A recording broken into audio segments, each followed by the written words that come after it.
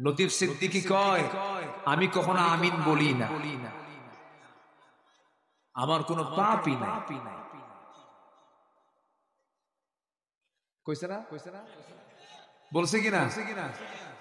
বলে আমার কোনো পাপই নাই, হুজুররা শুধু আমিন কয়, আমি আমিন কই না।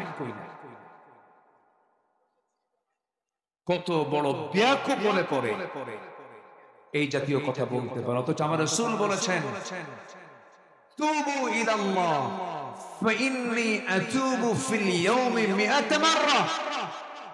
তোমরা আল্লাহর কাছে তওবা করো, আমি রাসূল সারা দিনে 100 বারেরও বেশি বার তওবা করি। আমার রাসূল তওবা করেন 100 বার, আর লতিফ সিদ্দিকী আমি জীবনে আমিনই করি। জুতা পেটা করা দরকার এই বেয়াদবদের। এরকম ঘাপটি মারে নাস্তিক আরো আছে না নাই? আসতে বলবেন না, আছে না নাই? সব চুপ মেরে আছে, কোন আওয়াজ নাই এখন।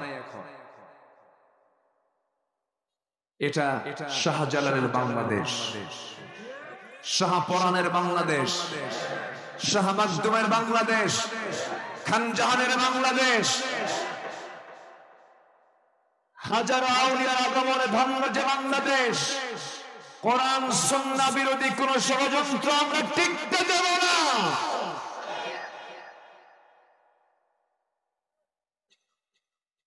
অনেক ষড়যন্ত্র তারা করেছে, অনেক ষড়যন্ত্রের জাল তারা বিস্তার করেছে। যুবকরা, তোমরা যেমন আন্দোলন করে চূড়ান্ত লেভেলে গিয়ে মাত্র 45 মিনিট সময় দিয়েছিলে, কি মনে আছে না? কয় মিনিট? তোমাদের প্রয়োজন আবার জেগে উঠতে হবে। কোন নাস্তিক চক্র যেন কোন চক্রান্ত করতে না পারে,